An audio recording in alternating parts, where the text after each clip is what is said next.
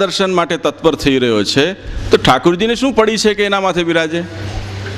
એટલે આજે પુષ્ટિમાર્ગના અંદર ઘરમાં ટેરાબંધ ઠાકુરજી બિરાજતા હતા, એ ઠાકુરજી આજે સરકારી બની ગયા.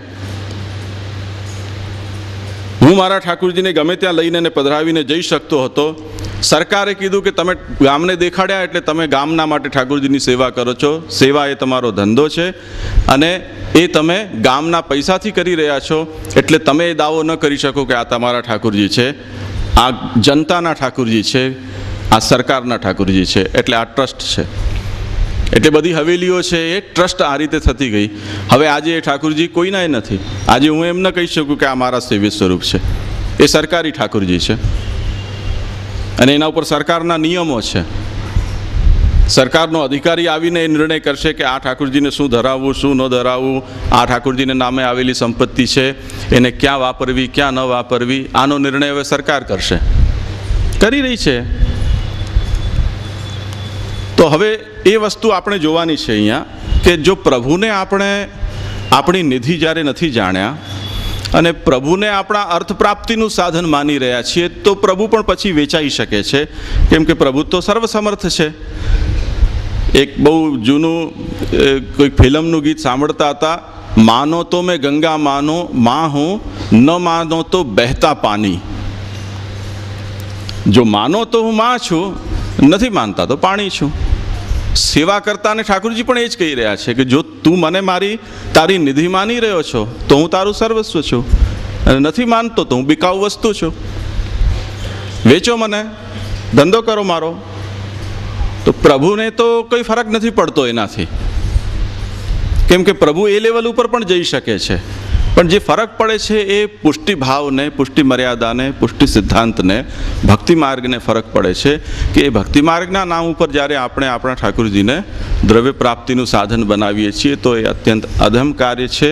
શ્રી મહાપ્રભુજી કહે છે કે પ્રભુને પોતાની સંપત્તિ જાણો. જો તમને ખરેખર સંપત્તિની પણ અપેક્ષા હશે તો પ્રભુ લક્ષ્મીપતિ છે, અને લક્ષ્મીને જો ચાહતા હશો અને પ્રભુ એના પતિને નહીં ચાહતા હો તો પછી ભગવાન પણ ટેડી આંખ કરશે કે મારી બાયડી ઉપર તમે શા માટે કુદૃષ્ટિ કરો છો.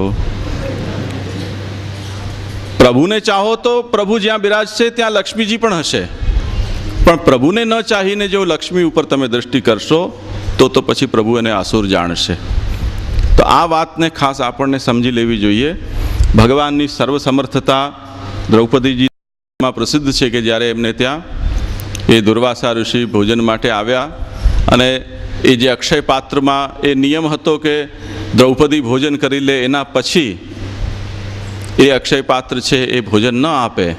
અને પ્રભુ પધાર્યા ત્યારે પ્રભુએ કહ્યું કે જોઉં તો ખરો આની અંદર કાંઈ છે કે નહીં. પ્રભુ કે હું પણ ભૂખ્યો છું. અને એમાં એક ભાજીનું પાંદડું ચોંટેલું હતું.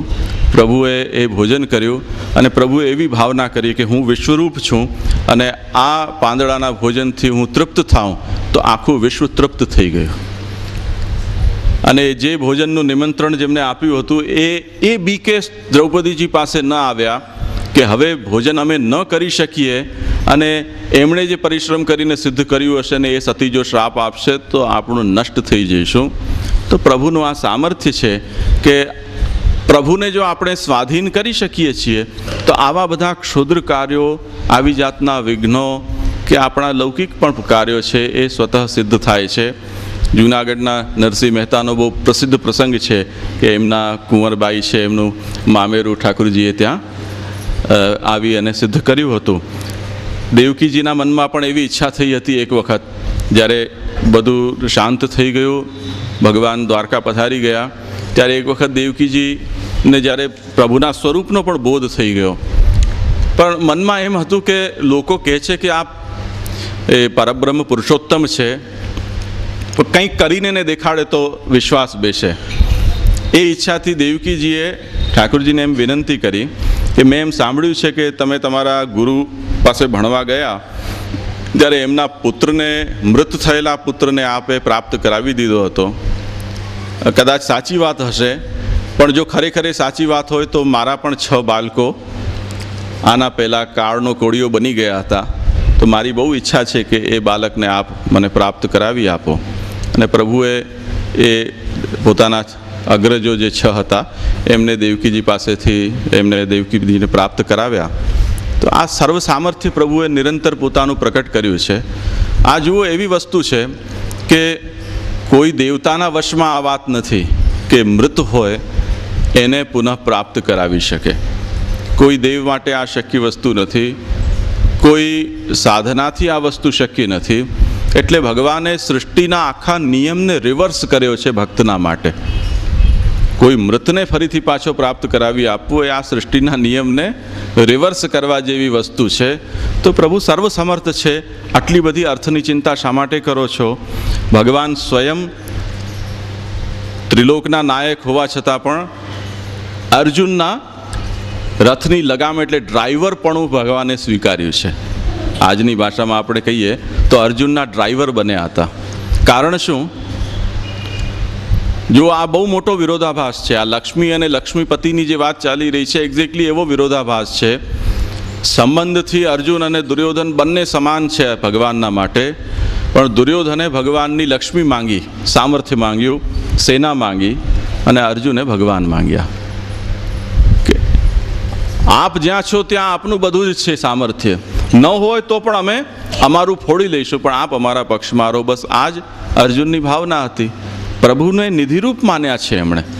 અને જ્યાં યત્ર કૃષ્ણ તતો જય, એ ન્યાયથી ભગવાન જ્યાં બિરાજ્યા ત્યાં વિજય થયો. એટલે શ્રી મહાપ્રભુજી કહે છે કે તતો નિશ્ચિંતતામ વ્રજિત. આટલી બધી અર્થની ચિંતા શું કામ કરો છો? પ્રભુના ઉપર દૃષ્ટિ રાખો. ગોવર્ધન યાગના પ્રસંગમાં પણ પ્રસિદ્ધ છે કે ઇન્દ્રની ભયથી વ્રજવાસીઓ બી રહ્યા હતા, પરંતુ પ્રભુના ચરણોનો આશ્રય લીધો તો ભગવાને એ ઇન્દ્રના કોપથી પણ વ્રજવાસીઓની રક્ષા કરી અને એ અન્યાશ્રયથી એમને છોડાવ્યા છે. તો અર્થ છે એ યદિ આપણે પ્રભુને માની રહ્યા છીએ, પ્રભુને આપણી સાચી નિધિ માની રહ્યા છીએ, તો શ્રી મહાપ્રભુજી કહે છે કે પ્રભુની સાથે પ્રભુની જેટલી પણ શ્રી છે, ઐશ્વર્ય છે, વીર્ય છે, એ સ્વતઃ ત્યાં પ્રાપ્ત છે. અને કદાચ નથી પણ ભૌતિક રૂપમાં, તો પણ ભક્તને પછી એની આકાંક્ષા રહી નથી જતી.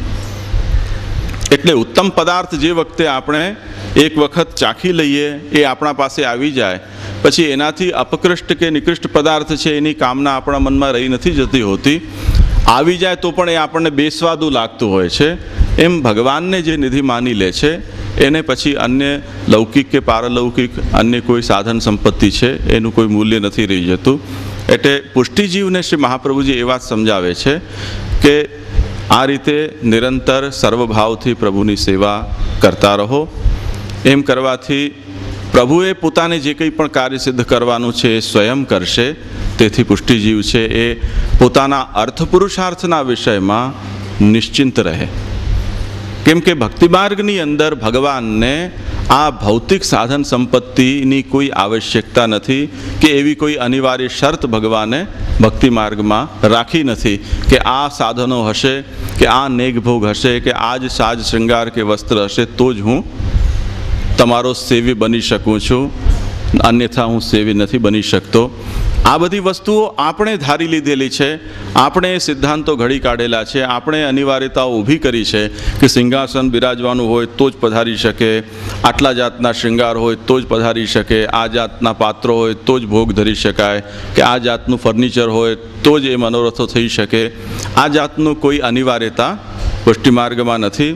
પ્રાચીન ભગવદીઓના વાર્તાના અંદર તમે જોશો તો શ્રી મહાપ્રભુજી એક વખત કોઈ પર્યટનમાં જઈ રહ્યા હતા. ત્યાં એમને કોઈક શિષ્ય થયો અને એમણે ઈચ્છા કરી કે મને આપ મારા ઘરે પધારો અને મને ઠાકોરજી પધરાવો. તે વખતે ઠાકોરજીનું સ્વરૂપ કોઈ પણ શ્રી મહાપ્રભુજી પાસે હતું નહીં. પણ શ્રી મહાપ્રભુજી કહ્યું કે હું આ મારી યાત્રા પૂર્ણ કરીને જ્યારે તારે ત્યાં આવીશ ત્યારે હું તારા ઘરે ઠાકોરજી પધરાવીશ. થોડો સમય થયો, આગળ ચાલ્યા, ત્યાં કોઈક એક વૃક્ષના નીચે એક નાનું લાલનનું સ્વરૂપ એ વૈષ્ણવને પ્રાપ્ત થયું અચાનક જ. એટલે દોડતો ત્યાં જઈને અને સ્વરૂપને મહાપ્રભુજીને દેખાડ્યું અને શ્રી મહાપ્રભુજીએ દર્શન કર્યું.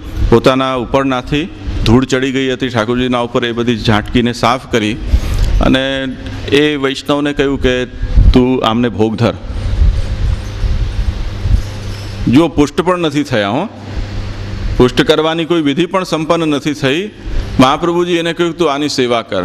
હવે તમે વિચાર કરો કે યાત્રામાં જંગલમાં જઈ રહ્યા છે, ઝાંપીજીના પણ ઠેકાણા નથી, પણ સેવાનો ક્રમ ચાલુ થઈ ગયો છે. તો સેવા માટે શું આવશ્યક છે ને શું આવશ્યક નથી, વિચાર કરો. ત્યાં એને ક્યાં તો ઠાકોરજીને બિરાજાવતો હશે, શું તો વસ્ત્ર ધરાવતો હશે, કે શું ભોગ ધરતો હશે ને શું શૃંગાર ધરાવતો હશે, ને ત્યાં કયા તો પાત્ર હશે એની પાસે. આજની માફક કોઈ વાહનની અંદર તો મહાપ્રભુજી પધારતા હતા નહીં, ચરણથી ચાલીને પધારતા હતા. તે સ્થિતિમાં એક મનુષ્ય પોતાના સાથે કેટલી વસ્તુ સાથે લઈ જઈ શકે, કયો સામાન સાથે લઈ જવાય જે આપણેથી ઉચકી શકીએ એટલો. કેટલી કેપેસિટી હોય માણસની. કોઈ મિલિટરીમાં ટ્રેન્ડ માણસ હોય તો 60 કિલો ઉપાડી શકે, અધરવાઇઝ આપણા જેવો માણસ છે 20-25 કિલોથી વધારે યાત્રા ન કરી શકે ઉપાડીને. એમાં પોતાના વસ્ત્ર, વાસણ, રેશન, ખાવા પીવાનો સામાન, આ બધું કેવી રીતે શક્ય હશે? અને પાછા મહાપ્રભુજી આપણે બેઠક ચરિત્રનો ઇતિહાસ જોઈએ તો ભૂલકણા એટલા બધા કે જ્યાં પધારતા ત્યાં જારી ભૂલી જતા. ખબર છે કે નહીં આ રહસ્ય તમને? મહાપ્રભુજી એટલા બધા ભૂલકણા હતા. જો ચરિત્ર સાચું હોય, અત્યારે બેઠકોના ચરિત્ર જે પ્રકટ થાય છે અને જે રીતે બેઠકો પ્રકટ થાય છે એ જો સાચું હોય તો મહાપ્રભુજી એટલા બધા ભૂલકણા કે જ્યાં પધારતા ત્યાં પોતાની જારી ભૂલી જતા, ત્યાં સંધ્યાનો સાજ ભૂલી જતા. એટલે જ્યાં ખોદે ત્યાંથી એ મહાપ્રભુજીના જારી બંટા નીકળી આવે છે. તો હવે આમ ઠેક ઠેકાણે જો શ્રી મહાપ્રભુજી બધું ભૂલી જતા હોય તો કેટલી બધી વસ્તુઓ છે એ છૂટી જતી હશે. ઠાકોરજીને જારી શેનાથી ભરતા હશે? મજાકમાં કહી રહ્યો છું, અને બહુ સિરિયસલી નહીં લેતા, કેમ કે આજકાલ એવા બનાવટી બેઠકો નીકળે છે કે જ્યાંથી કોઈકને સપનું આવી જાય બેઠું બેઠું અને ત્યાં ખોદકામ કરે એટલે ત્યાંથી જારીજી નીકળી આવે. પણ એ બેઠકોમાં આજ સુધી એ અમૂલ્ય જારીઓ ક્યાંય જોવા નથી મળતી. નહીં તો કોઈ મ્યુઝિયમની અંદર આજે દયારામભાઈ જેવા આધુનિક જે ભક્તો થયા એમના પણ સાજ કે ગાંધીજી જેવાના પણ ચશ્મા ને એમના કપડાં અને એમના પંખાઓ ને બધું મ્યુઝિયમમાં છે, પણ એ જારીજી મહાપ્રભુજીને આજ સુધી કોઈને દર્શન કરવા મળ્યા નથી. નીકળ્યા છે જરૂર ખોદકામ કરી કરીને. હવે તાત્પર્ય મારો એ છે કે આવી રીતે યાત્રામાં જે સ્વરૂપ પ્રાપ્ત થયા અને એની સેવાનો ક્રમ પણ જો ચાલુ થઈ શકતો હોય તો કેટલી મિનિમમ જરૂરિયાત છે પ્રભુ સેવા માટે. એટલે પ્રભુને નથી જોઈતું કંઈ. પ્રભુને જો આપણે આપણું સર્વસ્વ માની રહ્યા છીએ તો પ્રભુ સિંહાસન વિના, શૈયા વિના કે ગાદી તકિયા વિના કે ઝારી કે શૃંગાર વસ્ત્ર વિના પણ ચલાવી શકે છે. આપણો ભાવ છે એટલે આપણે પ્રભુને ઉત્તમમાં ઉત્તમ પદાર્થો સમર્પવાનું શરૂ કર્યું, પણ હવે એને નિયમ બનાવી દીધો. તો પ્રભુની આવશ્યકતા નથી. એટલે પ્રભુને આપણે આપણી નિધિ માનીએ. તતો નિશ્ચિંતતામ વ્રજેત. બીજી કોઈ ચિંતા નહીં કરો, પ્રભુ ઉપર છોડી દો. પ્રભુ પોતાનું કાર્ય સ્વતઃ કરશે. બસ ભાવની રક્ષા કરો અને પોતાના જે નિધિ સ્વરૂપ સેવ્ય છે એની રક્ષા કરો તો પ્રભુ સ્વયં બધું કરશે. આ દરેકના અનુભૂત કિસ્સાઓ છે. તમને ખ્યાલ હશે કે જયપુરની અંદર જે વખતે ચંદ્રમાજી બિરાજતા હતા ત્યારે ગોવિંદજી મહારાજ, તે વખતના ગોસ્વામી આચાર્ય, એમને ત્યાં ધાર્મિક જે રાજાઓની ચઢામણીને કારણે કેટલોક વિવાદ થયો અને રાજાએ વિનંતી કરી કે આપ સભામાં પધારીને એ વાતનો ખુલાસો કરો કે આપ આ જાતનું તિલક શા માટે કરો છો અને બીજી જાતના સંપ્રદાયો છે એના તિલકને કેમ નથી કરતા. ત્યારે ગોવિંદજીના મનમાં એમ વિચાર થયો કે આજે રાજા છે આ પ્રશ્ન કરી રહ્યો છે અને કાલે ગોકુલનાથજીના સમયમાં જેવું થયું કે માલા તિલક ઉતારી દો એવી જાતની કોઈ ઘોષણા કરે તો આ રાજ્યની અંદર આપણે આપણો ધર્મ નિભાવી નહીં શકીએ. એટલે એમણે સંકલ્પ કર્યો કે હવે ધર્મ વિરોધી જે રાજા છે એ રાજ્યનો ત્યાગ કરવો.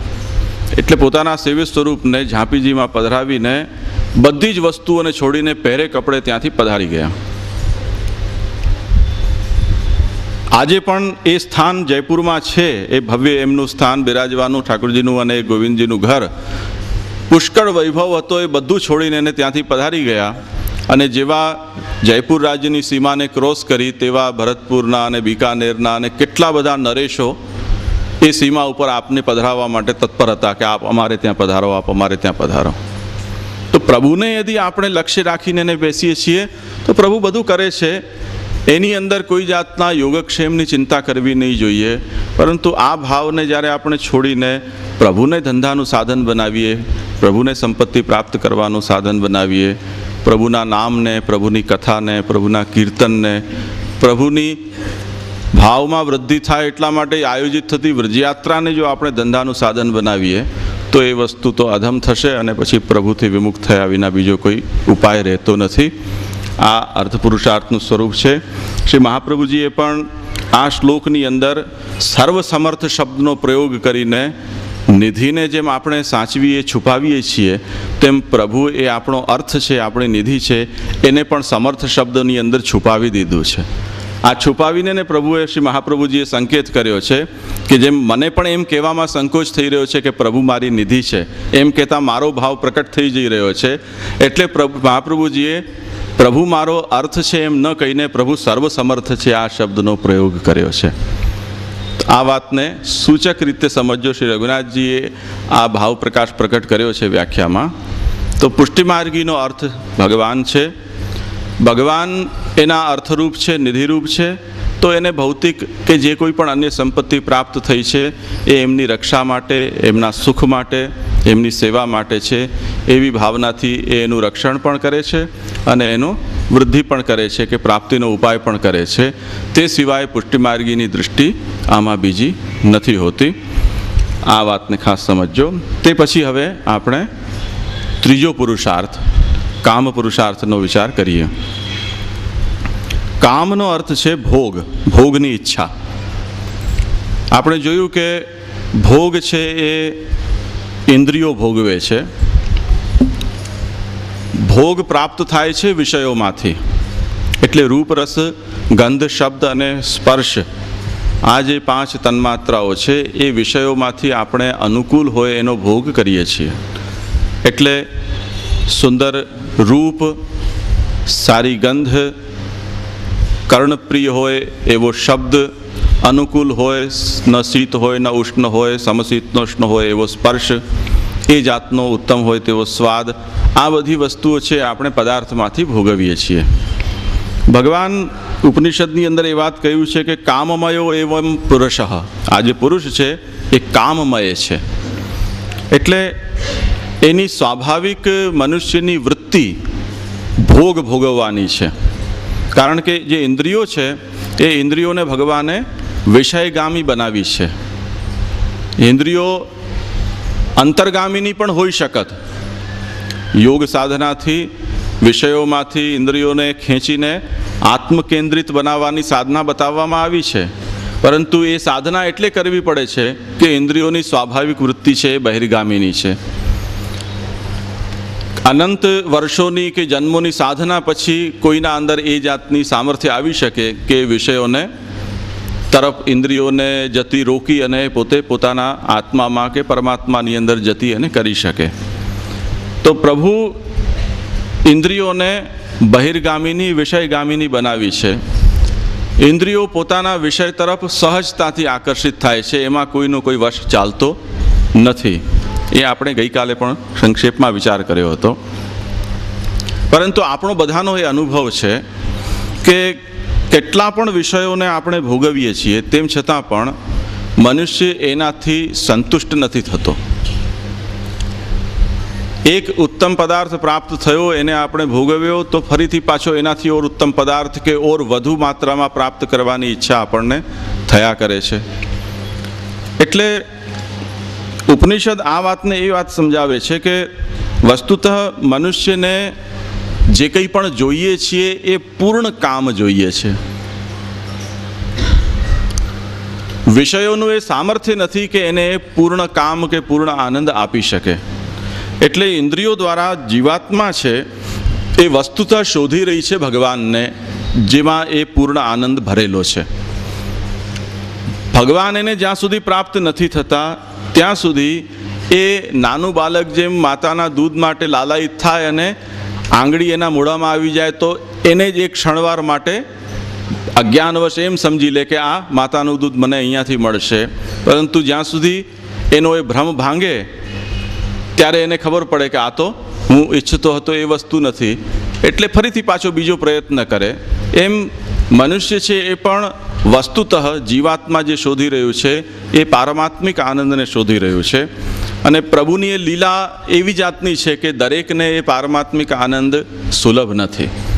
એ સુલભ નથી થઈ રહ્યો એટલે મનુષ્ય વિષયોમાંથી તત્કાલ જે આનંદ મળે એને પોતાનો આનંદ માનીને એને ભોગવતો રહે છે. આ વાતને ઉપનિષદોએ, વેદોએ, પુરાણોએ પણ સમજાવી છે. આ આપણે વિષયોના સ્વરૂપ અને એમાંથી પ્રાપ્ત થતા આનંદના પ્રકારો છે તે જુઓ.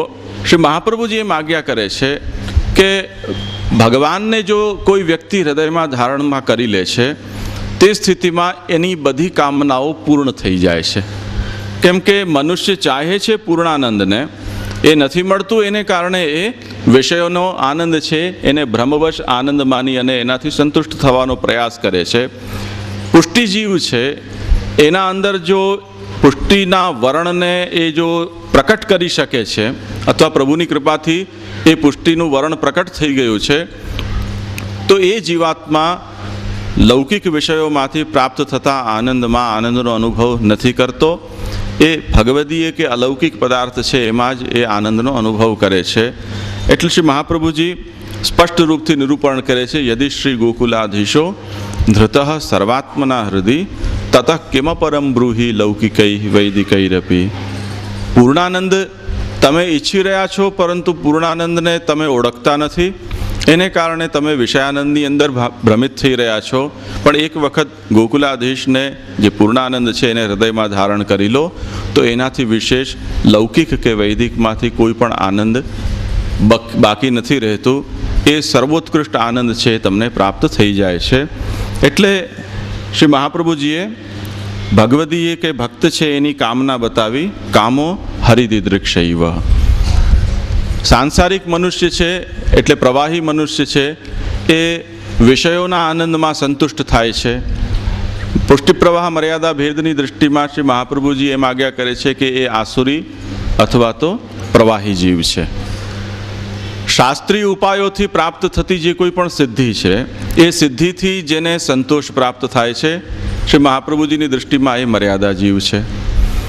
શાસ્ત્રીય એટલે વૈદિક અથવા તો લૌકિક બેમાંથી કોઈ પણ સિદ્ધિમાં જેને આનંદ કે સંતોષ નથી થતો, ભગવદીયતા કે ભગવત સેવા કે ભગવત ગુણગાન, શ્રવણ કીર્તન કે ભગવત દર્શનથી જેને સંતોષ થાય છે શ્રી મહાપ્રભુજી એને કહે છે કે આ પુષ્ટિજીવ હોવાનું લક્ષણ છે. એટલે પુષ્ટિજીવની કામના એ પ્રભુ એની કામનાનો વિષય છે. કામનાનો અર્થ આપણે કર્યો કે ભોગને ભોગવવું, પરંતુ શ્રી મહાપ્રભુજી એમ કહે છે કે ભગવાનને આપણે ભોગ્ય વિષય બનાવી નથી શકતા. એ પાત્રતા જીવાત્માની ભગવાન પ્રારંભમાં એ પાત્રતા એને પ્રદાન નથી કરતા. પ્રથમ તો જીવાત્માએ ભગવાનના ભોગ્ય બનવું પડશે. ભગવાન ભોગ્ય બને છે પરંતુ પહેલાં જીવાત્માએ ભગવાનના ભોગ્ય બનવું પડશે.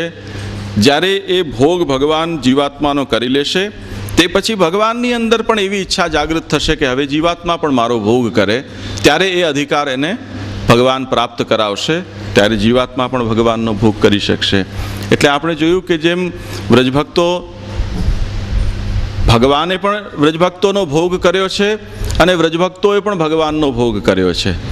યશોદાજીના સામે પ્રભુ બાલક થઈને એને પ્રકટ થયા, નંદરાયજીના સામે દેવકીજી વસુદેવજીના સામે બાલક થઈને એને પ્રકટ થયા. એ ભાવ ભગવાને એમને પ્રદાન કર્યો, પછી એ ભક્તોએ પણ ભગવાનનો બાલકવત ભોગ કર્યો છે. એટલે ભગવાનને બાંધ્યા છે, ડરાવ્યા છે, ધમકાવ્યા છે, માર્યા કૂટ્યા પણ હશે યશોદાજીએ. તો આ વ્યવહાર છે એ કેવો છે?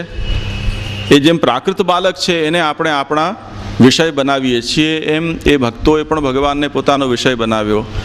સખાઓમાં બાલક ક્રીડાના વર્ણનમાં આવે છે કે એક વખત ભગવાન ત્યાં વનની અંદર પધાર્યા અને ત્યાં એવી રમત રમવાનું નક્કી કર્યું કે જેના ઉપર દાવ હોય એ પોતાના પાર્ટનરને પોતાના ખભા ઉપર બેસાડીને એક અંતર સુધી દોડીને જાય અને એ વૃક્ષનો સ્પર્શ કરી અને પાછો આવે, અને એમાં જે પહેલો આવે એ જીતી જાય.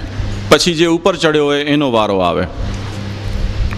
એમાં શ્રીદામા જે છે એના કિસ્સામાં જે કંઈક કર્યું હશે, એકી બેકી કર્યું હશે કે ટોસ ઉછાળ્યો હશે. એમાં એવો સમય આવ્યો કે પ્રભુને સવારી કરવાની જગ્યાએ પ્રભુના ઉપર શ્રીદામાને સવારી કરવાનો પ્રસંગ આવ્યો.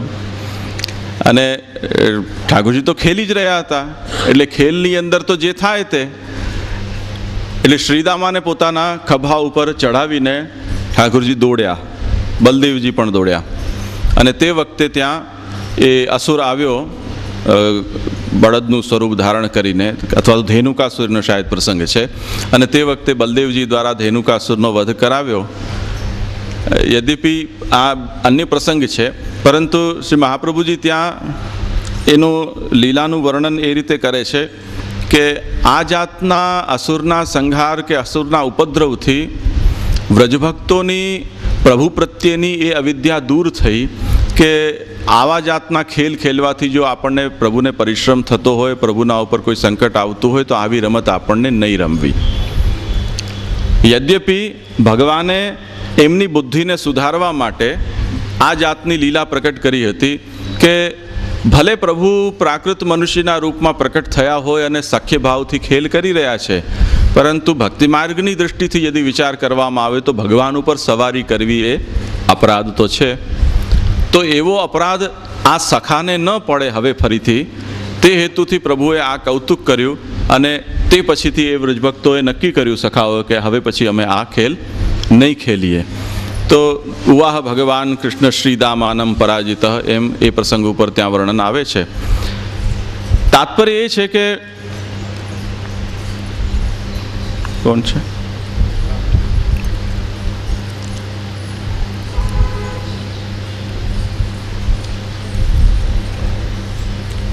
નમસ્કાર.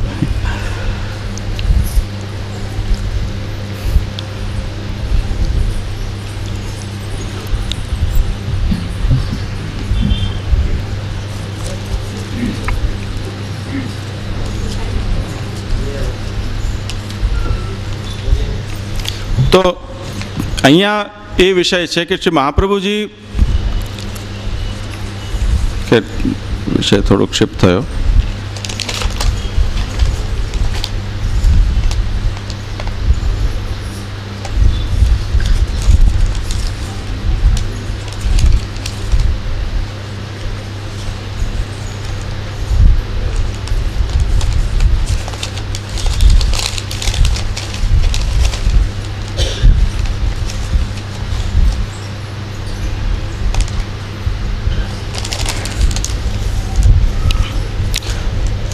તો મુખ્ય વિષયને આપણે ચર્ચીએ કે ભગવાને મનુષ્યને કામમય પ્રકટ કર્યો છે. એ ભોગને, કામ એટલે ભોગ, એને ભોગવવા માટે ભગવાને ઇન્દ્રિયો પ્રદાન કરી છે.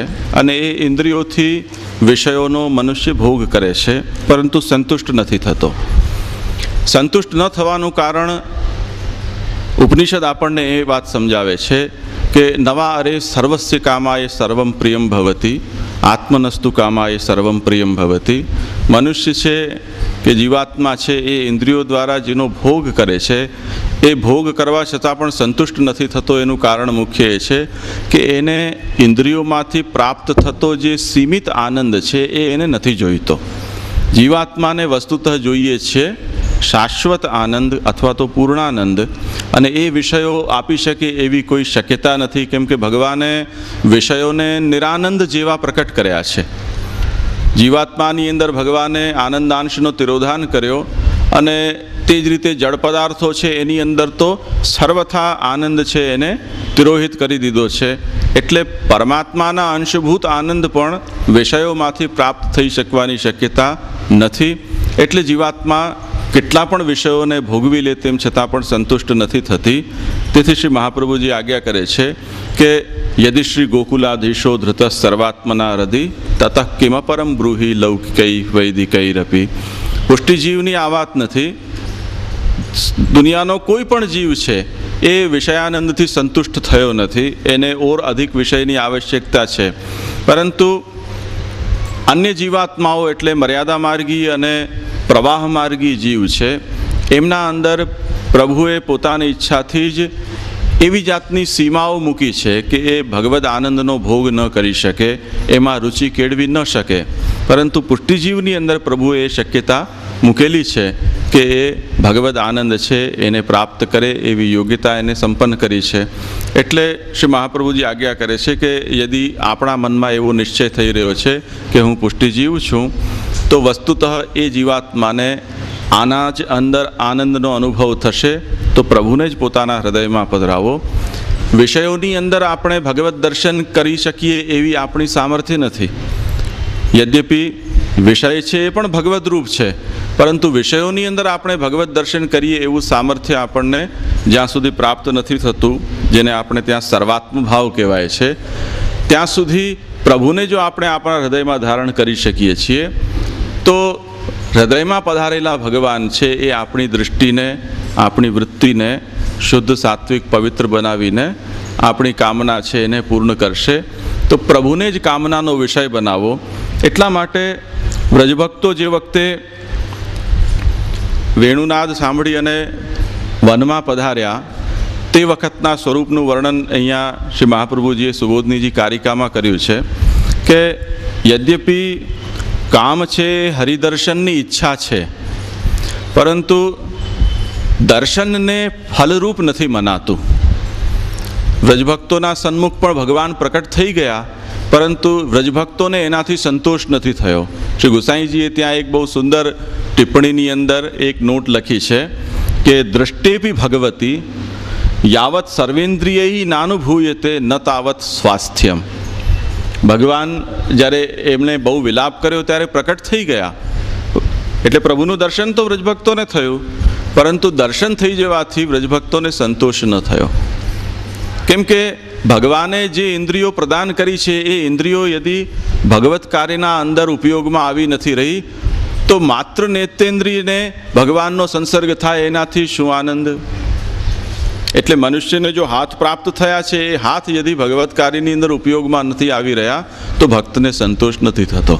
આપણે પણ વ્યવહારમાં જોઈએ કે જ્યારે જેમના પ્રત્યે પૂજ્ય ભાવ હોય એવા શિષ્યો ગુરુના સન્મુખ ઉપસ્થિત થાય અને બેસે, વાતચીત, ચર્ચા કરે, પરંતુ થોડા સમયમાં એમના મનમાં એમ થાય કે કોઈક પંખો કરે, કે કોઈક પગ દબાવે, કે કોઈક એ સંબંધી, ગુરુ સંબંધી એ પ્રસન્ન થાય એવું કોઈ કાર્ય કરે, એમ એના મનમાં ઈચ્છા થયા કરે. આપણે આપણા ઘરની અંદર પણ જે આપણા સ્નેહપાત્ર હોય એની સાથે આપણે બેસીએ, પરંતુ એના સંબંધી કોઈ કાર્યમાં આપણે આપણી ઇન્દ્રિયોનો વિનિયોગ ન કરીએ ત્યાં સુધી આપણા મનમાં એમ સંતોષ નથી થતો કે આપણે કંઈક કર્યું. એટલે કોઈક એમ કે નહીં, મને જરા પણ ઈચ્છા નથી, પેટ ભરેલું છે, ના તો પણ કાંઈક તો લ્યો, કાંઈક તો લેવું જ પડશે, એમ કરીને આપણે આગ્રહ કરીએ. એમના સંબંધી એમને સુખ થાય એવું કોઈક કાર્ય કરીએ, ક્યાંક હરવા ફરવા માટે લઈ જઈએ. તો મનુષ્ય છે એ જોઈને માત્ર સંતુષ્ટ નથી થતો. જોઈને સંતુષ્ટ થનારા પણ હોય છે લોકો, પરંતુ એ લોકોને ભક્તની કક્ષામાં લાવી નથી શકાતા.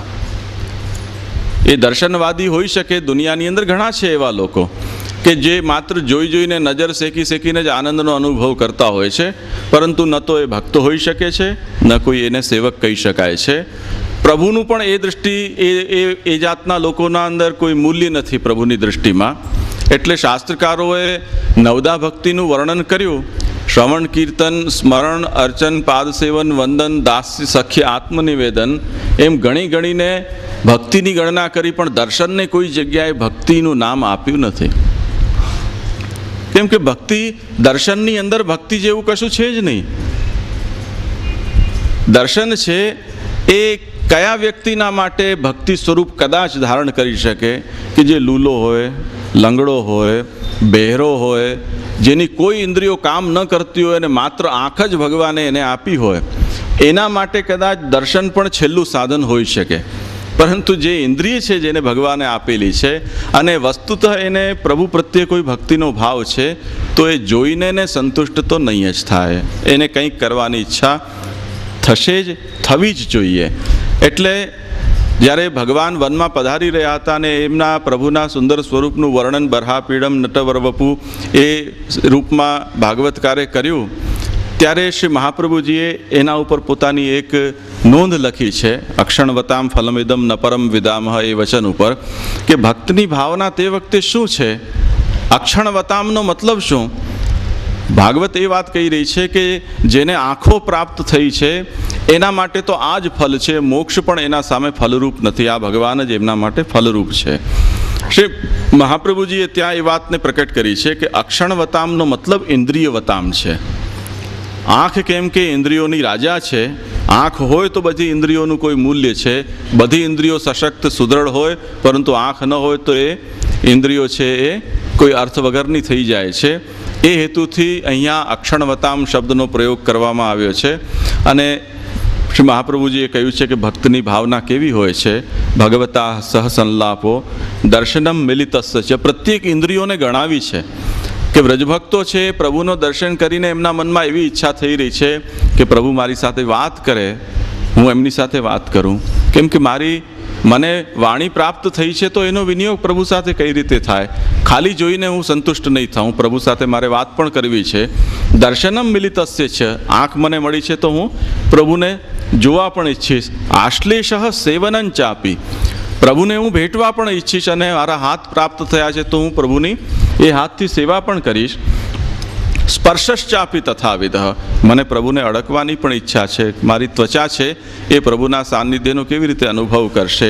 અધરામૃત પાનંચ ભોગો રોમદગમસ તથા, જે ઉત્સર્ગ અને જનનેન્દ્રિયો છે એનો પણ કોઈક ને કોઈક રૂપમાં પ્રભુની અંદર વિનિયોગ થાય એવી એની ઈચ્છા છે.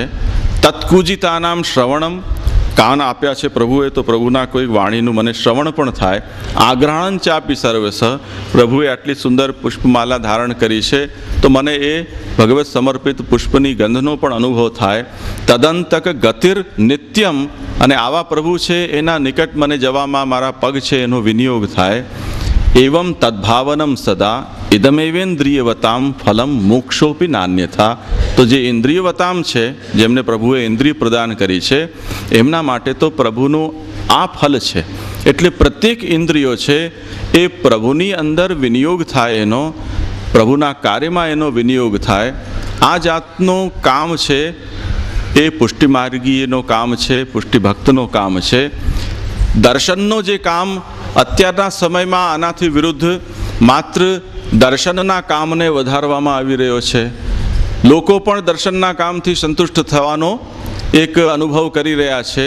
પણ એક વાત સમજજો નિશ્ચિત રૂપથી કે દર્શન એ ભક્તિ નથી, દર્શનનું પુષ્ટિમાર્ગમાં કોઈ સ્થાન નથી, એનું કોઈ મૂલ્ય નથી. પુષ્ટિમાર્ગીના માટે મૂલ્ય છે સેવા અને સમર્પણનું. સકલ ઇન્દ્રિયોનો વિનિયોગ જો પ્રભુ સેવામાં આપણે કરી રહ્યા છીએ તો શ્રી મહાપ્રભુજી કહે છે કે એ પુષ્ટિમાર્ગી એ કામ પુરુષાર્થ સિદ્ધ થયો છે. એટલે નિરોધ લક્ષણની અંદર જઈને શ્રી મહાપ્રભુજીએ બહુ સ્પષ્ટ વાત કરી છે. આ સુબોધનીજી કારિકાનો પ્રસંગ છે. પરંતુ હરિમૂર્તિ સદા ધ્યેયા સંકલ્પાદપી તત્ર હિ દર્શનમ સ્પર્શનમ સ્પષ્ટમ તથા કૃતિગતિ સદા શ્રવણમ કીર્તનમ સ્પષ્ટમ પુત્રે કૃષ્ણપ્રિય રતિ પાયોર્મલાંશત્યાગેન શેષભાગમ તનૌનયેત યસ્યવા ભગવત કાર્યમ યદા સ્પષ્ટમ ન દૃશ્યતે તદા વિનિગ્રહસ્તસ્ય કર્તવ્ય ઇતિ નિશ્ચય. ત્યાં પણ શ્રી મહાપ્રભુજીએ એ વાત કરી કે જો તમે પુષ્ટિમાર્ગી છો, આપણી ઇન્દ્રિયોની પ્રવૃત્તિ પ્રભુ તરફ કરવી એ ખરેખર મુશ્કેલ કામ છે. કારણ કે નિરંતર લૌકિક કાર્યોની અંદર આપણી જે પ્રવૃત્તિ છે એ પ્રવૃત્તિ પ્રભુ તરફ વાળવી, એમાં ઇન્દ્રિયો પણ આપણો વિરોધી કાર્ય કરશે, કેમ કે એમાં પણ કોઈક આસુરત્વ પ્રવેશ થયેલો છે. એટલે જો આપણી ઇન્દ્રિયોની પ્રવૃત્તિ સહજતાથી પ્રભુમાં નથી થઈ રહી તો શ્રી મહાપ્રભુજી કહે છે કે સંકલ્પાદપી તત્રહિ હરિમૂર્તિ સદા ધ્યેયા સંકલ્પાદપી, સંકલ્પ કરીને દ્રઢ નિશ્ચય કરીને એનું દમન કરીને પણ એક વખત બીજે તરફથી પ્રભુ આપણી ઇન્દ્રિયોને હટાવી અને પ્રભુની અંદર જોડો. પ્રત્યેક ઇન્દ્રિયોનો વિનિયોગ જ્યાં સુધી પ્રભુમાં નહીં થાય ત્યાં સુધી ઇન્દ્રિયોની શુદ્ધિ નહીં થાય, ત્યાં સુધી આપણા અંતઃકરણની પણ શુદ્ધિ નહીં થાય. અને જ્યાં સુધી અંતઃકરણ શુદ્ધ નહીં થાય ત્યાં સુધી એમાં પ્રભુને બિરાજવા લાયક સ્થાન પણ બનશે નહીં. સેવા અને સ્મરણના નિરંતર આવર્તન કરતા રહેવા પછી અનંત સમય પછી આપણું અંતઃકરણ એવું બનશે કે જેની અંદર પ્રભુ બિરાજી શકશે. અને જો પ્રભુ કૃપા કરીને જેના અંદર બિરાજી જાય છે અંતઃકરણમાં, એની તો બહુ વિરલ કથા છે.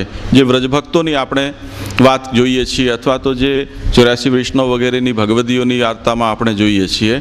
પરંતુ એ જાતની કૃપા જ્યાં સુધી પ્રકટ નથી થતી ત્યાં સુધી પ્રભુને આપણા હૃદયમાં બિરાજવા માટે આપણી હૃદયની સાફ સફાઈ, આપણા અંતઃકરણની સાફ સફાઈ આ જ સિદ્ધાંત ગ્રંથોના અધ્યયન, સત્સંગ, પ્રવચન, ભગવદીઓની વાણીનું અવગાહન, શ્રવણ, સેવા, કીર્તન આ બધાથી એની અંતઃકરણની શુદ્ધિ કરવી પડશે. જ્યારે પ્રભુ આપણા અંતઃકરણનો કબજો લઈ લેશે તે પછી આ કોઈ પણ સાધન આપણે નહીં પણ કરતા હોઈએ તો પણ સર્વત્ર ભગવદ્ ભાવની સ્ફૂર્તિ થશે. આ જે કામ છે એ કામને સર્વાત્મ ભાવની અવસ્થા કહેવામાં આવે છે. જ્યારે આ જાતની પરિસ્થિતિ સિદ્ધ થાય અને સર્વત્ર ભગવદ્ ભાવની સ્ફૂર્તિ થાય, સર્વત્ર પ્રભુની લીલાનું દર્શન થવા લાગી જાય, કોઈ જગ્યાએ દોષ, અભાવ કે લૌકિકતાની સ્ફૂર્તિ ન થાય તો આ સર્વાત્મ ભાવ છે. આને જ અલૌકિક સામર્થ્ય પણ કહી શકાય છે, આને જ તનુનવત્વ પણ કહેવામાં આવે છે. આ જાતની ફલની સિદ્ધિ એ ભક્તિ માર્ગીય બહુ ઉચ્ચ કક્ષાની સિદ્ધિ છે, પરંતુ એ તો કૃપાલભ્ય છે, સાધનલભ્ય નથી. સાધનમાં આપણા પાસે એ જ કર્તવ્ય છે કે જેમ છોકરાઓ રમતા હોય, રમતમાં બુદ્ધિ હોય, આપણે વારંવાર એમને ખેંચી તાણીને એને ભણવા બેસાડીએ, એમને ટપલા મારીએ, એમને સમયસર જગાડીએ, એમને ટ્યુશને મોકલીએ, સ્કૂલે મોકલીએ, એમ એકદમ કઠોર ટ્રેનિંગથી બાળકને કોઈ પણ રીતથી ભણવામાં કેન્દ્રિત કરવું પડે છે. એમ આપણે પણ આપણી ઇન્દ્રિયોની સાથે આ જાતનો જ વ્યવહાર કરવો પડશે. આંખ છે બીજે ગઈ તો ફરી પાછી યાદ કરાવો કે નહીં આ તો લૌકિક છે, પ્રભુ તરફ જાઓ. કાન છે એ લૌકિક સાંભળવાય છે તો ત્યાંથી એને જાગૃત કરો. એ નિરંતર આ જાતની પ્રક્રિયામાં આપણે લાગેલા રહીશું તો બહુ લાંબા સમય પછી આ જાતની સિદ્ધિ પ્રાપ્ત થશે. પાછી જોવાની ખૂબી એ છે કે 5-25 વર્ષનો સત્સંગ એક ક્ષણના દુસંગથી એનું પોતનું ફરી જાય છે. આ બધી વસ્તુમાં જે મોટી ઉપાધિ છે એ આ છે કે આપણે ઘણું બધું અર્જિત, કેટલો સારા સારા ગ્રંથોનું અધ્યયન કરીએ, કેટલા સારા સારા પુસ્તકો વાંચીએ, સારા લોકો સાથે મળીએ, ઘણી પ્રભુની સેવા, સ્મરણ, કીર્તન પણ કરીએ, ઘણા જપ કે તીર્થો પણ કરી દઈએ, પરંતુ એક ક્ષણનો દુસંગ, એક દુર્વિચાર, એક એવા દુષ્ટ અન્નનું ભોજન કે એવા દુષ્ટ દ્રવ્ય છે એનું આપણે સેવન કરીએ, એમાં આ બધી સાધનાઓ છે એ સમાપ્ત થઈ જાય છે. એટલે જે કરવાનું છે એના ઉપર ધ્યાન આપવાની સાથે સાથે જેનાથી બચવાનું છે એના ઉપર પણ આપણને ધ્યાન રાખવું પડશે. એટલે ઉપાય અને અપાય બંનેનું ચિંતન કરતા રહેવું. એટલે શ્રી મહાપ્રભુજી કહે છે કે જે દિવસે પ્રભુ આપણા હૃદયમાં ધારણ થશે તે પછી ભગવાન જ આપણો કામ્ય વિષય બની જશે. ત્યારે પછી લૌકિક વૈદિકમાં આપણું ચિત્ત નહીં જાય, પરંતુ એ જ સ્થિતિ જ્યાં સુધી ન આવે ત્યાં સુધી ભગવત સેવા અને સ્મરણ નિરંતર કરતાં કરતાં આપણા ચિત્તને પ્રભુમાં કેન્દ્રિત કરવું જોઈએ. અહીંયા આપણો અર્થ અને કામ આ બે પુરુષાર્થ પૂર્ણ.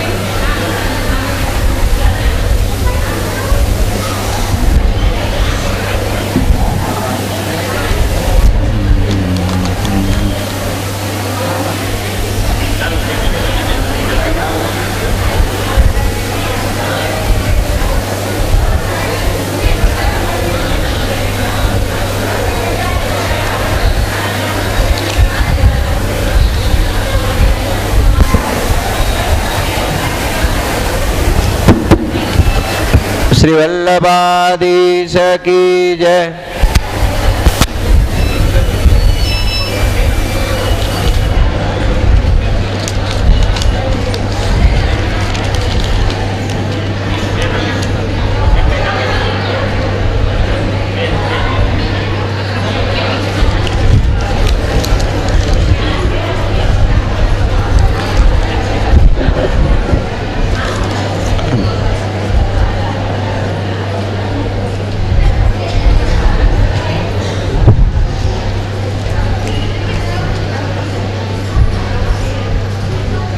ભાવતો દુષ્ટાહ. જીવ સ્વભાવથી દુષ્ટ છે તેમ આવે છે, પરંતુ જીવ તો નિર્ગુણ અંશી પરબ્રહ્મનો અંશ છે, તે દુષ્ટ કેવી રીતે તે સમજાવવા કૃપા કરશો. સ્વભાવથી દુષ્ટ છે, સ્વરૂપથી દુષ્ટ નથી. એ અંતર એમાં સમજવો જોઈએ. સ્વરૂપ તો સચ્ચિદાનંદ બ્રહ્મનો જીવાત્મા એ ચિદંશ છે, એને કારણે સ્વરૂપમાં કોઈ દુષ્ટતા નથી. સ્વરૂપમાં જીવમાં દુષ્ટતા નથી, તે રીતે જેટલા પણ અચેતન પદાર્થો છે એ પણ સ્વરૂપથી કોઈ દુષ્ટ નથી. કેમ કે શ્રી મહાપ્રભુજીનું બહુ સ્પષ્ટ વચન છે, વિષયો ભગવાન, વિષયો ભગવાન વિષયતા માયાજન્યા યયા દૃષ્ટ્યા સવિષય સ્યાત. તો જગતના પદાર્થોની અંદર જે ગુણદોષો આપણને જણાય છે કે ઉત્પત્તિ નાશ વગેરે બ્રહ્મના ધર્મ ન હોય એવા ધર્મોની પ્રતીતિ થાય છે, એનું કારણ આપણી બુદ્ધિ ઉપર માયાનું જે આવરણ છે અથવા તો અવિદ્યા છે એ છે. અને જેને બ્રહ્મદૃષ્ટિ છે એમને તો જગતના જડચેતન બધા જ પદાર્થો ભગવત સ્વરૂપ જ પ્રતીત થાય છે, એટલે એમના માટે તો ભગવાન ત્યાં સર્વત્ર પ્રકટ છે. સ્વભાવથી દોષ જીવમાં અધ્યાસને કારણે આવે છે. ભગવાનની અવિદ્યા માયા છે એ જીવને એવી દૃષ્ટિ આપી દે છે કે જેને કારણે એ દેહ, ઇન્દ્રિય, પ્રાણ, અંતઃકરણ વગેરેને પોતાનું સ્વરૂપ માની લે છે અને એના ધર્મોથી બંધાઈને જીવાત્મા એ ઇન્દ્રિયો દ્વારા ખેંચાય છે, અંતઃકરણ દ્વારા ખેંચાય છે, એ પ્રાણ વગેરેના કાર્યો છે એને પોતાના કાર્ય સમજીને જન્મ મરણના ચક્રમાં બંધાય છે. તો આ જીવનો સ્વભાવ છે, સ્વભાવથી એ દુષ્ટ છે, કેમ કે એ સ્વભાવમાંથી એને પોતાના ચૈતન્ય બ્રહ્મનો જે ચિદંશ છે એ સ્વરૂપની અંદર અવસ્થિત કરવું એ બહુ કઠિન કાર્ય છે. એટલે જ બાલબોધમાં એ વાત આજ્ઞા કરી કે જીવા સ્વભાવતો દુષ્ટા દોષાભાવાય સર્વદા શ્રવણાદિ તતઃ પ્રેમણા સર્વમ કાર્યમ હિ સિદ્ધ્યતિ.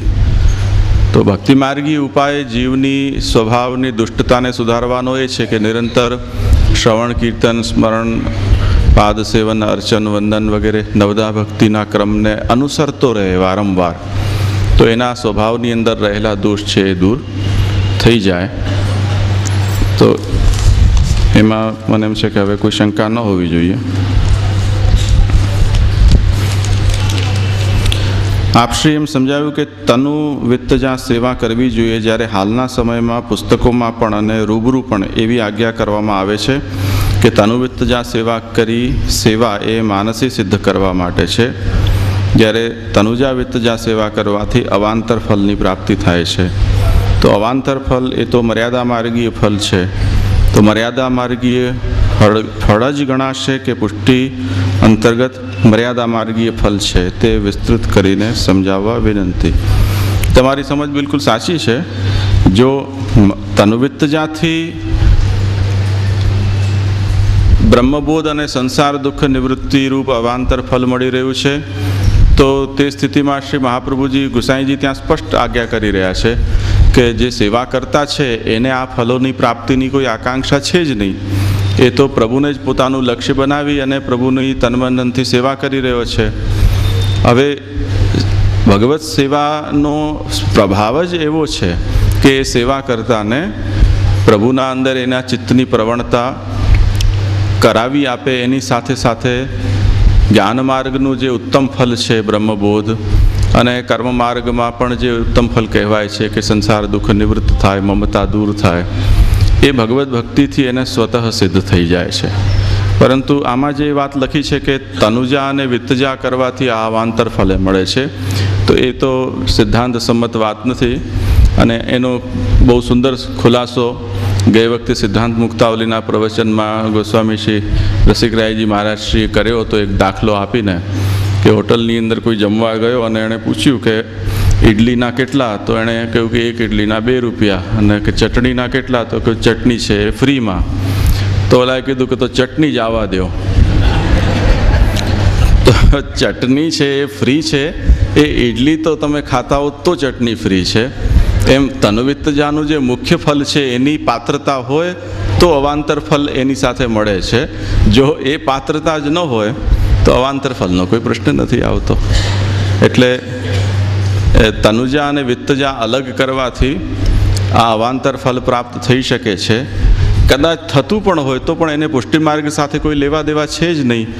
ને એ ચર્ચાને આપણે પુષ્ટિમાર્ગમાં શા માટે કરવી જોઈએ?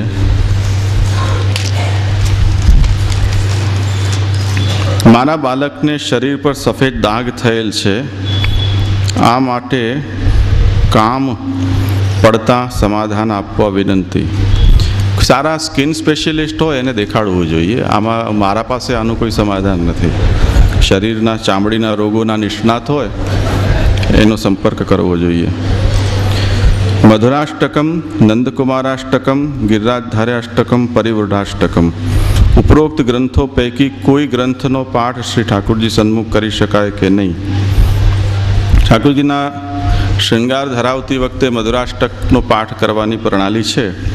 તે સિવાયના કોઈ પાઠ ઠાકોરજી સન્મુખ થતા નથી.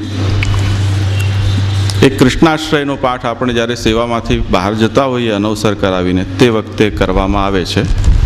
તો આ બે પાઠ આપણે ઠાકોરજી સન્મુખ કરીએ છીએ, બાકીના અનવસરમાં. કાલે વચનામૃતમાં કહ્યું કે 3 સ્વરૂપ સાથે સેવા ન થાય.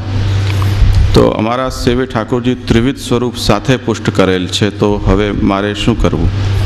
ત્રિવિધ સ્વરૂપો કયા એનો તમે કોઈ ખુલાસો નથી કર્યો, એટલે હું આનો ઉત્તર નહીં આપી શકું. અમારે ત્યાં તો 25 સ્વરૂપ પણ એક સાથે બિરાજે છે, એટલે સ્વરૂપની સંખ્યા સાથે કોઈ સંબંધ નથી. સ્વરૂપમાં કોણ બિરાજે છે એની સ્પષ્ટતા થવી જોઈએ. જેમ એક વખત મહાપ્રભુજીને ઠાકોરજી આજ્ઞા કરી કે મને દેવાલયમાં બિરાજવું છે, એટલે મંદિર બનાવીને એમને દેવાલયમાં સ્થાપના કરી શ્રીનાથજીની. અને જે બ્રહ્મ સંબંધન હતા એ સંન્યાસીઓને શ્રીનાથજીની સેવા સોંપી, એટલે પૂજા સોંપી એમ સમજો. એ પૂજા કરતા હતા, પણ એ બધા બંગાળીઓ સંન્યાસી દેવીના ભક્ત હતા. એટલે જ્યારે શ્રીનાથજીને ભોગ ધરતા ત્યારે પોતે ચોટલીમાં એક દેવીની મૂર્તિ સંતાડી રાખતા, એ ભોગમાં સાથે બિરાજાવી દેતા. હવે એ શ્રીનાથજીને સહન ન થયું, એટલે અવધૂત દાસને એમ આજ્ઞા કરી કે આ બંગાળીઓ છે મને ત્રાસ આપે છે, અને ગુસાઈજીને વિનંતી કરો કે મને આ ત્રાસમાંથી છોડાવે. તો હવે કયું સ્વરૂપ સાથે બિરાજે છે એની ચોખવટ થાય પછી આપણે એનો નિર્ણય કરી શકીએ. પણ એક વાત તો નિશ્ચિત છે કે જો ઠાકોરજી એટલે કૃષ્ણ સ્વરૂપ સિવાયના કોઈ પણ સ્વરૂપ જો એક સ્થાન ઉપર બિરાજી રહ્યા છે તો એ તો શક્ય નથી. એ પછી ગમે તે હોય સ્વરૂપ. હા, એ તો ઘણા સર્ટિફિકેટ મળ્યા. અલૌકિક સામર્થ્ય એટલે શું? તનુનવત્વ છે તે અલૌકિક સામર્થ્ય છે કે તેનાથી અલગ છે? એ એક જ વસ્તુ છે. અવૈષ્ણવને દર્શન કરાવવાથી 1 વર્ષની સેવા નિષ્ફળ જાય છે, તો સાસરેથી આવેલી બેન દીકરીને દર્શન કરાવાય કે નહીં? એટલે વૈષ્ણવ હોય તો કરાવાય, અવૈષ્ણવ હોય તો ન કરાવાય. આજના કાળમાં જ્યારે મર્યાદા અને પુષ્ટિમાર્ગ અનુસાર ધર્મ, અર્થ, કામ અને મોક્ષનું પાલન માનવી પૂરી રીતે ન કરી શકે, જેમ કે ક્યાંય અર્થ વધે તો ક્યાંક કામ વધે, તો પછી આ જીવની પુષ્ટિ અને મર્યાદા અનુસાર શું ગતિ થાય? એટલે મર્યાદા માર્ગની અંદર યદિ ધર્માર્થ કામમાં કચાશ રહે તો એને મોક્ષ પ્રાપ્ત ન થાય. અને પુષ્ટિમાર્ગી જે અત્યારે આપણે ધર્માર્થ કામ મોક્ષનું સ્વરૂપ વિચાર્યું એમાં જો કોઈ કચાશ રહે તો એને ભક્તિ સિદ્ધ ન થાય. આ એની ગતિ છે. બીજો પ્રશ્ન હું કંઈ સમજી નથી શકતો. વલ્લભ વંશજ એટલે ફક્ત ગોસ્વામી બાળકો કે પછી વૈષ્ણવોને પણ વલ્લભ વંશજ ગણી શકાય? આનો નિર્ણય તો એ જે તે વ્યક્તિ જ કરી શકે, બાકી હું તો કરવા સમર્થ નથી.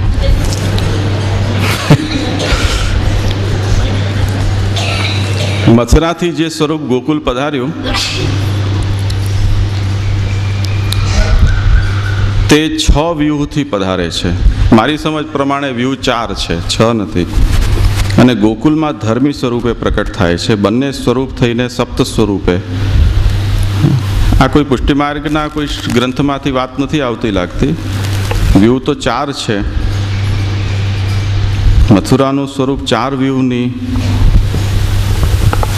પ્રશ્ન બહુ અસ્પષ્ટ છે. હા, આપે હમણાં કીધું કે બહેનો દીકરીઓ જે આવે એટલે એમની દર્શન કરાવી શકાય વૈષ્ણવ હોય તો, પણ વૈષ્ણવ છે એ કઈ રીતે જાણી શકે? કેમ કે કંઠી બાંધેલા વૈષ્ણવ કે એ સેવા કરતા હોય? ના, એવું નથી. શ્રી ગોપીનાથજીએ સાધન દીપિકામાં કોને આપણા સેવ્ય સ્વરૂપના દર્શન કરાવી શકાય અને કોને ન કરી શકાય એના માટે એક સ્પષ્ટ સિદ્ધાંત આપ્યો છે કે સ્વીયાન ભક્તાન પ્રદર્શયેત. જે પુષ્ટિમાર્ગી વૈષ્ણવ હોય અને સાથે સાથે આપણો આત્મીય હોય, આ બંને જેની અંદર શરત પૂરી થાય એને આપણે આપણા ઠાકોરજીના દર્શન કરાવી શકીએ. વૈષ્ણવ હોય પણ આપણો આત્મીય ન હોય તો એને પણ દર્શન ન કરાવી શકાય. આપણો આત્મીય હોય પણ એ પુષ્ટિમાર્ગી વૈષ્ણવ ન હોય તો પણ એને દર્શન ન કરાવી શકાય. આ સિદ્ધાંત તો પુષ્ટિમાર્ગનો સર્વસામાન્ય સિદ્ધાંત છે. બ્રહ્મ સંબંધ લીધા પછી ઘણા વૈષ્ણવ કંઠી પહેરતા નથી. તે ચાલે કે કેમ? સામાન્ય રીતે ન ચાલે, કેમ કે જેમ મંગલસૂત્ર સૌભાગ્યનું ચિહ્ન છે એમ આપણે ત્યાં શરણાગતિ અને સમર્પણની દીક્ષાના પ્રતીકના રૂપમાં તુલસીની કંઠી આપણે પહેરીએ છીએ. કાં તો એમણે તલાક લઈ લીધો હશે, એવું હશે કંઈ, એટલે નહીં પહેરતા હોય, અથવા તો કંઈક બીજી કંઈક પ્રોબ્લેમ થઈ ગઈ હોય. હૃદયમાં સાક્ષાત શ્રી ઠાકોરજી બિરાજતા હોય તો પછી કંઠીની શું જરૂર? તો પછી બ્રહ્મ સંબંધ લેવાની શું જરૂર?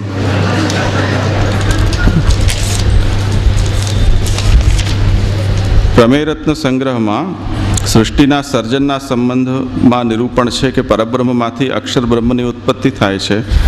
એમાંથી કાલ, કર્મ, સ્વભાવ, પ્રકૃતિ ને પુરુષ, પ્રકૃતિમાંથી 24-28 તત્વો, અસંખ્ય જીવાત્મા, આ રીતે પ્રકૃતિ ને પુરુષ થકી સૃષ્ટિની ઉત્પત્તિ થઈ તેમ નિરૂપણ છે. પરંતુ શાસ્ત્રમાં એમ પણ છે કે સૃષ્ટિનું સર્જન બ્રહ્મા કરે છે. તો આ બંને વાતમાં શું સાચું તેની સ્પષ્ટતા કરશો એવી નમ્ર વિનંતી. આ જે 28 વગેરે તત્વો પ્રકટ થઈ ગયા તે પછી બ્રહ્માનું કામ શરૂ થાય છે. રો મટીરિયલ બ્રહ્મા પેદા નથી કરતો. રો મટીરિયલ બધું આવી જાય તે પછી એન્જિનિયર, કોન્ટ્રાક્ટર છે એ પોતાના હથિયારો લઈને એને કામ શરૂ કરે છે. એટલે સૃષ્ટિના તત્વોને પ્રકટ કરવાનું કાર્ય તો પરબ્રહ્મ પરમાત્માનું જે શક્તિરૂપ અક્ષર બ્રહ્મ છે એમાંથી થાય છે. એ જ અક્ષર બ્રહ્મમાંથી બ્રહ્મા પણ પેદા થાય છે. અને બધું જ્યારે માલ સામાન આવી જાય તે પછી બ્રહ્માજીનું કામ શરૂ થાય છે એમ સમજો આને. એટલે એમાં ને આમાં કોઈ વિરોધ નથી. મને એમ છે કે આપણે આ બધા પ્રશ્નો જોઈ લીધા. હવે મોક્ષ પુરુષાર્થના વિષયમાં આપણે વિચાર કરીએ. મોક્ષ છે એ, હા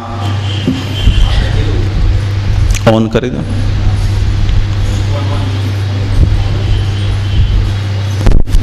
એ કીધું કે વૈષ્ણવને જે છે દર્શન કરાવે, તો આપણે એને કહેવું કે વૈષ્ણવ આપણને કે તારે દર્શન કરાવવા?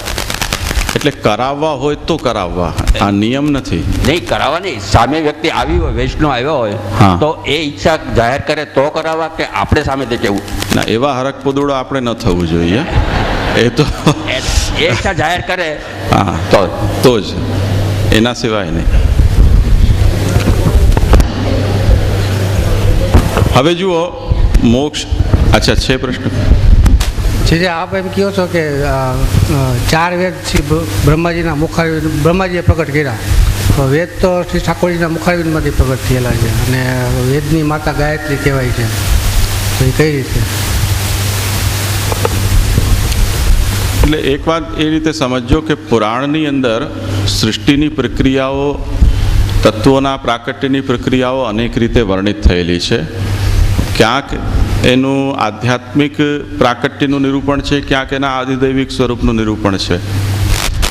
જ્યાં આધ્યાત્મિક સ્વરૂપનું નિરૂપણ છે ત્યાં એના દૈવી સ્વરૂપનું કોઈ ઉલ્લેખ નથી મળતો, અને જ્યાં દૈવી સ્વરૂપથી વર્ણન છે ત્યાં એના આધ્યાત્મિક સ્વરૂપના કે આદિભૌતિક સ્વરૂપના પ્રાકટ્યને પેટમાં રાખીને વાત થઈ રહી છે. આપણે ત્યાં ત્રિવિધ સ્વરૂપો સ્વીકારીએ છીએ. તો મંત્રનું જે શબ્દ કે ધ્વનિના રૂપમાં જે આપણે શ્રવણ કરીએ છીએ એ એનું ભૌતિક સ્વરૂપ છે. એના અંદર રહેલું જે અર્થ સામર્થ્ય છે એ એનું આધ્યાત્મિક સ્વરૂપ છે, અને એની જે અધિષ્ઠાતા છે એ અધિષ્ઠાતા એનું દેવી સ્વરૂપ છે. હવે ગાયત્રી મંત્રનો જ્યાં સુધી પ્રશ્ન છે તો શ્રી મહાપ્રભુજીએ ગાયત્રી ભાષ્ય એટલે ભાગવતના સૌથી પ્રથમ શ્લોકના અર્થ વિવેચનમાં આ વાત સ્પષ્ટ કરી છે કે ગાયત્રી છે એ છંદનું નામ છે, અને છંદમાં એ મંત્ર હોવાને કારણે એને ગાયત્રી મંત્ર કહેવાય છે. ગાયત્રી દેવીના અભિપ્રાયથી એ મંત્ર છે એ માન્યતા ખોટી છે. દેવીનો ઉપાસક જો એ મંત્રનો વિનિયોગ પોતાની દેવીની આરાધનામાં કરવા ઈચ્છે તો કરી શકે છે, તેવી રીતે કોઈ અન્ય દેવનો ઉપાસક આ જ મંત્રનો ઉપયોગ પોતાના અન્ય કોઈ દેવ આરાધ્ય છે એની ઉપાસના માટે કરવા ઈચ્છે તો પણ કરી શકે છે. તે જ રીતે આ મંત્રને જો કોઈ પરબ્રહ્મના અર્થમાં એને લઈ અને એની ઉપાસના કરે છે, અનુસંધાન કરે છે, તો આ મંત્ર પરબ્રહ્મનો વાચક છે. એટલે કેટલાક શાસ્ત્રમાં આપણે ત્યાં જેમ ઓંકાર છે, પૂજાની અંદર કલશ છે, સોપારી છે, આ કેટલીક એવી વસ્તુઓ છે કે જેનું કોઈક એક સ્વરૂપ દેવતાની અંદર ફિક્સ નથી થયેલું. તમે એની અંદર જે દેવનું આવાહન કરો એ થઈ શકે. કલશની અંદર તમે ચાહો તો વરુણદેવને બોલાવો, ચાહો તો તમે ઇન્દ્રને બોલાવો, ચાહો તો ગણપતિને બોલાવો.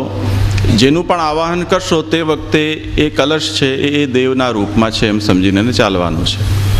એ રીતે એની પૂજા થશે. ગાયત્રીનું પણ એ રીતે જ છે, ઓંકારનું પણ એવી રીતે છે. જે વ્યક્તિ પોતાના જે ઈષ્ટદેવને ઓંકાર સ્વરૂપ માની અને ધ્યાન કરવા ઈચ્છે તો એ કરી શકે છે. પરંતુ શ્રી મહાપ્રભુજીની દૃષ્ટિમાં ગાયત્રી મંત્ર છે એ પરબ્રહ્મનો વાચક છે, પરમાત્મા શ્રી કૃષ્ણનો વાચક છે. હવે જ્યાં સુધી વેદની ઉત્પત્તિનો પ્રકાર છે, તો વેદો જે છે એનું ભૌતિક રૂપમાં જે પ્રાકટ્ય આપણને જોવા મળે છે એ ઋષિઓ દ્વારા છે. ઋષિઓને સમાધિની અંદર એ વેદનું સ્ફુરણ થયું. પરંતુ આધિદૈવિક સ્વરૂપ જે વેદનું છે એ બ્રહ્માના રૂપમાં પ્રકટ થયેલું છે, ચતુર્મુખ બ્રહ્માના રૂપમાં. એટલે પુરાણ એનું એ રીતે વર્ણન કરે છે. તો એમાં વિરોધ નથી.